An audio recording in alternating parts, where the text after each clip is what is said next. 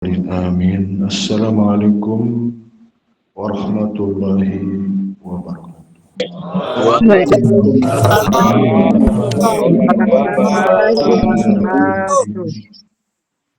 Innal hamdalillah nahmaduhu wa nasta'inuhu wa nastaghfiruhu wa na'udzu billahi min shururi anfusina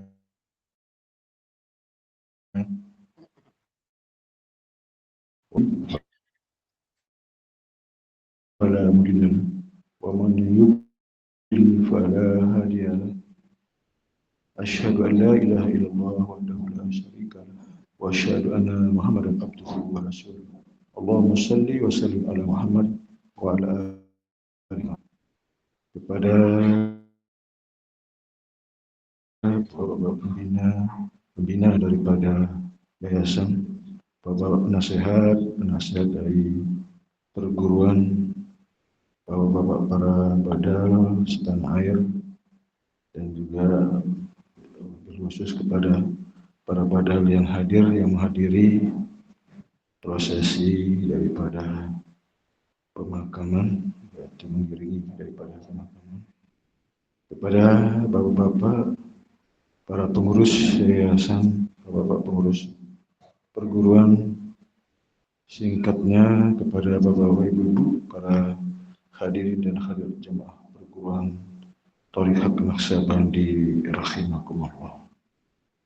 Terlebih dahulu kita memanjatkan rasa puji syukur kita kepada Allah Subhanahu wa taala yang mana pada kesempatan ini telah diberikan kesempatan kita untuk hadir di majelis zikir perguruan Thariqat Naqsyabandi dalam keadaan sehat walafiat sehingga dapat melaksanakan kewajiban dan rutinitas kita. Semoga amal ibadah kita senantiasa dilimpahkan oleh Allah dalam bentuk rahmat dan ridhonya. Amin ya rabbal alamin. Salawat dan salam juga kita tak lupa menyampaikan kepada junjungan alam, junjungan Nabi besar kita Muhammad sallallahu alaihi wasallam. Allahumma shalli ala sayyidina Muhammad wa ala ali sayyidina Muhammad.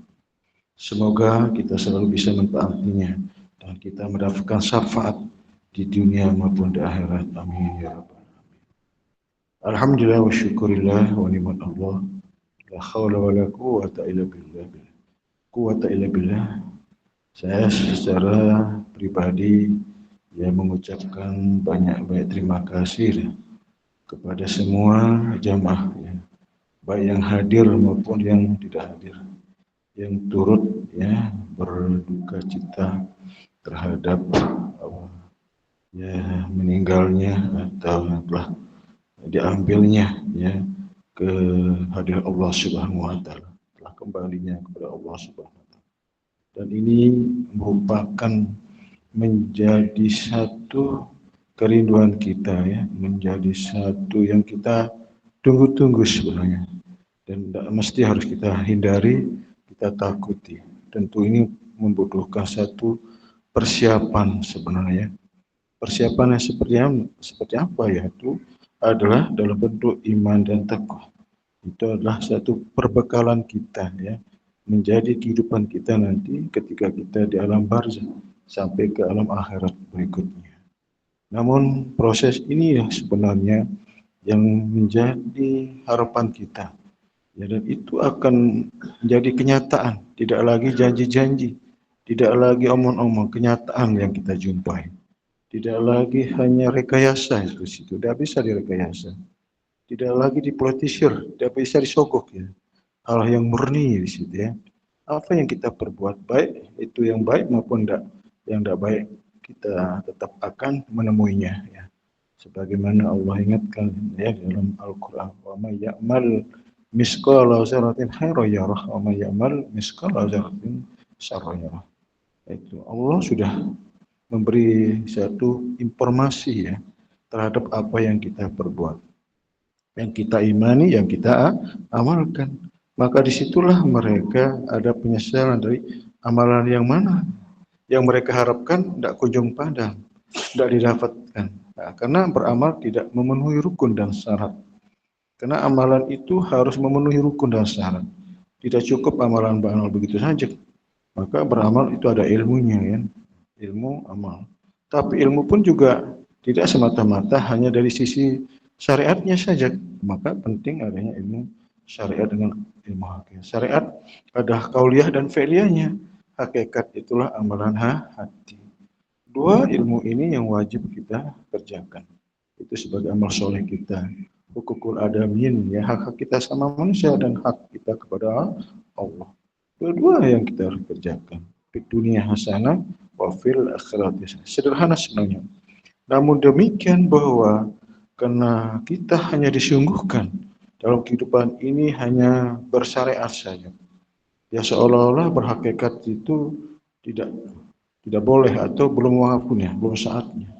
Inilah kepincangan kita di dalam beramal ya. Inilah artinya kepincangan kita di dalam beribadah. Jadi posisi yang kita lakukan adalah kauliyah dan fi'liyah yang selalu memperhatikan itu. Nah, itu di mana-mana kita melakukan satu berkunjung atau kita bersama-sama beribadah dengan saudara-saudara kita yang lain, lebih memprioritaskan kepada hal yang luar, yang zahir ya. Perkara zahir ini memang penting, tapi tidak surgen daripada yang batin. Karena zahir ini punya kekuatan yang tidak tetap ya. Yang zahir ini hanya bertahan sementara saja. Kekuatan itu tidak kekal, tidak tetap dia. Itu makanya di amalia hanya sebatas kemampuan kita aja ya. Ya membacanya, mengingatnya, mengerjakan. Tapi di luar itu ada kekuatan rohani. Itu yang Allah berikan sebenarnya. Itulah ibadah yang dikerjakan oleh ruh ya, yang diamalkan oleh hati. Itu tetap hukumnya tidak berubah. Dia tidak terhalang oleh waktu dan tempat kapan di mana saja. Terlebih-lebih kita ketika kita menghadapi ya nazak di situ, disitulah pentingnya ya kolbu kita yang akan menjawab persoalan-persoalan itu. Nah, itu ya bukan zahir yang menjawab, kolbu kita yang akan menjawab ya, diri rohani kita yang menjawab persoalan-persoalan yang akan ditanyakan tentang siapa Tuhanmu, siapa ya kitabmu, nabimu, kiblatmu, saudara-saudaramu. Nah, itu luar biasa kan pertanyaan itu sebegitu mentereng kita sudah memilih jawaban, mempersiapkan jawaban, tapi begitu berhadapan kemana dia? Tidak ketemu itu ya. Tidak akan bisa menjawab kenapa ini sudah tidak lagi ya. Itu hanya mainnya di otak, di kepala ya, diingatannya ada di situ, bukan hati ya. Dan hatilah yang akan menjawabnya. Allah mengajarkan dengan perantaran payunabbiukum bima kuntum ta'malun. Dia akan diperlihatkan jawabannya, akan dipertemukan, akan kita dapatkan sesuatu yang menjadi jawabannya itu ya. Allama bil kalam, allamal insa malam ya'lam. Allah akan mengajarkan melalui perantaraan kalamnya kepada manusia yang sudah mengenal hakikat itu ya, mengenal kalamnya Allah, maka akan dijawablah dengan kalamnya Allah. Apa yang kita tidak mengetahui sehingga kita mengetahuinya. Itu luar biasa sebenarnya. Nah, jadi kalau perhatikan dalil ini sangat-sangat luar biasa sebenarnya yang akan terjawab persoalan-persoalan rohani oleh kalam-kalamnya ya dari Allah. Kalam hakikat ya. Itu Allah bil kalam. Nah, akan diajarkan dengan kalam itu yang kita yang sudah ditujukan.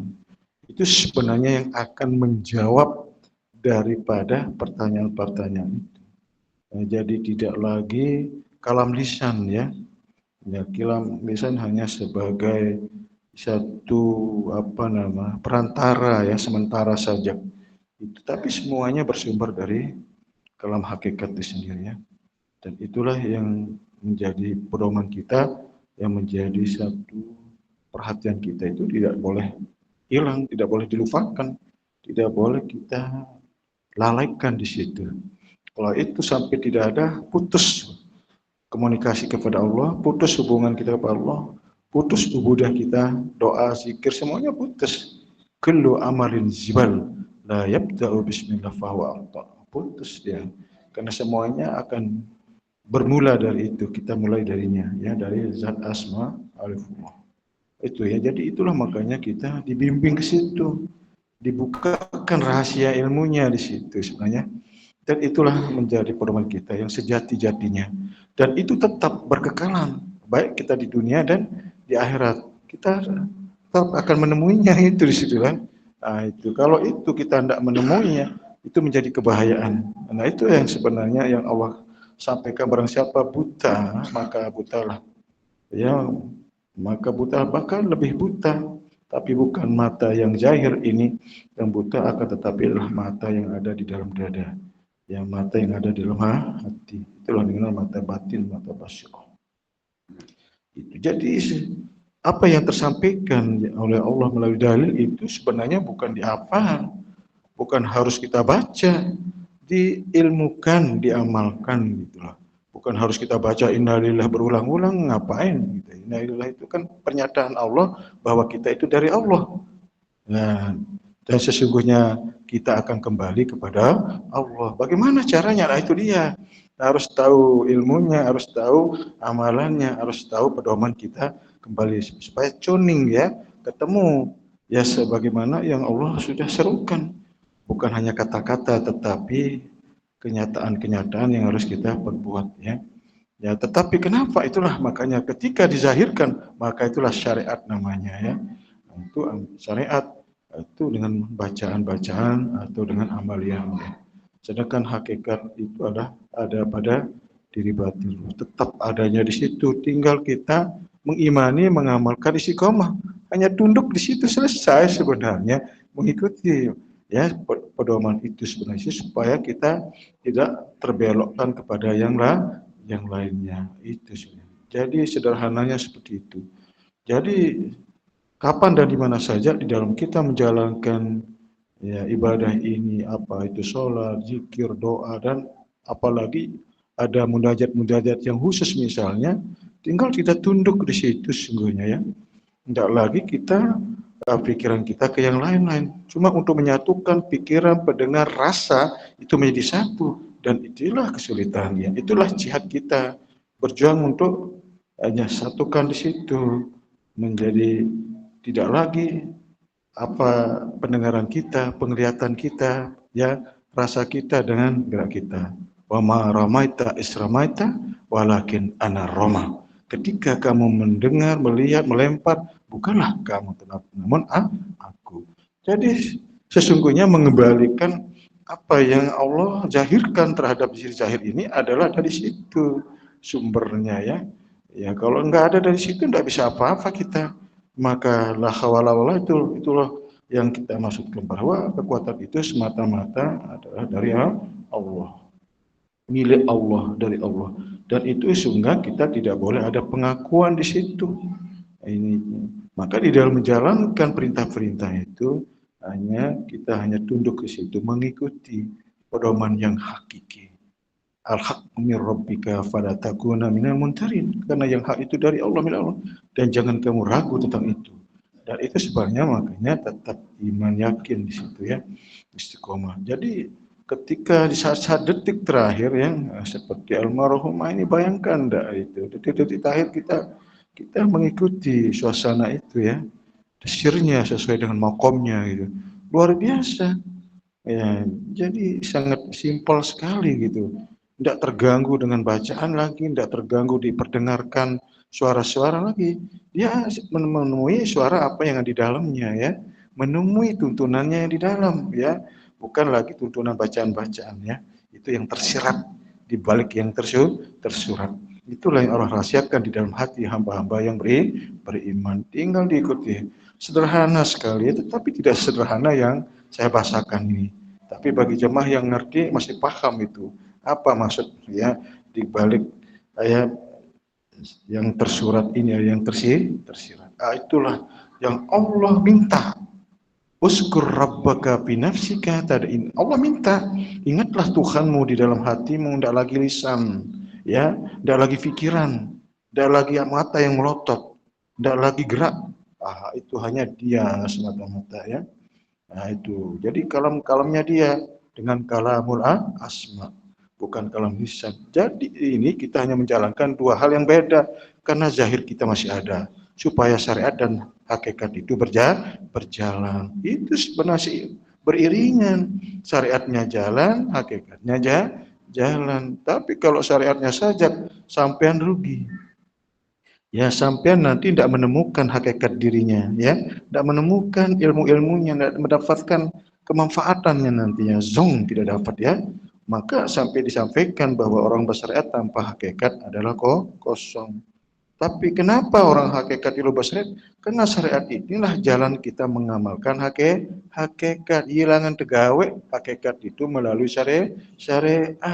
Berarti tidak kita amalkan namanya hakikat itu kalau kita tidak mengerjakan syariat. Nah, itu sebabnya kita menjalankan syariat, ada yang harus kita kerjakan di situ. Jadi kalau kita tidak bersabar dalam keadaan kita tidak beramal soleh, ilmu amal, makanya sia-sia. Orang berilmu tanpa amal sia-sia, orang beramal tanpa ilmu juga sia-sia. Sederhana sebenarnya, tinggal kita bagaimana istiqomah menjaganya. Nah, itu supaya kita tidak terbelokkan keyakinan kita, terbelokkan pemahaman kita, terbelokkan musyahadah kita, terbelokkan satu fokus kita itu sebenarnya hanya Allah meminta, hanya ingat saja, bukan yang lain. Itu sehingga ketika kita ingat maka Allah akan mengingat kita. Uskuruni uskurukum. Ana mahu hina yaskuruni. Aku bersama hambaku ketika hambaku mengingat aku. Apabila hambaku mengingat aku di dalam dirinya, maka aku akan mengingat hambaku di dalam zatku. Bayangkan tak pernyataan Allah ini. Jadi itulah ibadah yang inti daripada ibadah. Hanya zikir, hanya ingat. Apapun ibadah tanpa ingat maka sia-sialah ibadahnya. Mau sholatkah, mau zikirkah, mau doakah, maukah, semua itu bentuknya ibadah. Dalam kita urusan dunia saja, ketika kita dalam zikir pada Allah, itu juga ibadah. Makanya banyak orang itu sambil nyanyi-nyanyi dia menganggap dirinya ibadah.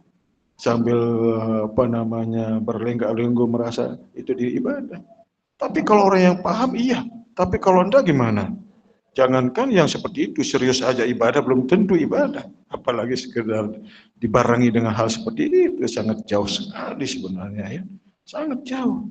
Itu makanya kenapa pentingnya ilmu itu. Karena itulah sebagai penentu daripada amal kita yang diterima sampai ibadah kita. Itu sebabnya tuntut ilmu itu lebih utama daripada sholat, haji maupun jihad di jalan Allah. Thalibul ilmu faridatun. Itu pun juga ada kewajiban kita. Thalibul ilmu abdalu minas sholat wasiyam wal jihad fisabilillah. Itu lebih utama.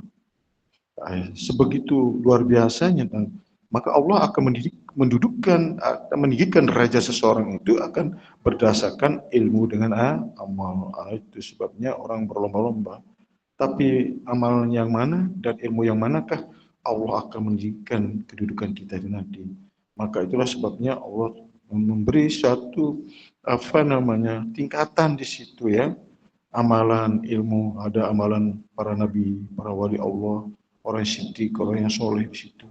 Di situ ada wilayahnya, ada makomnya.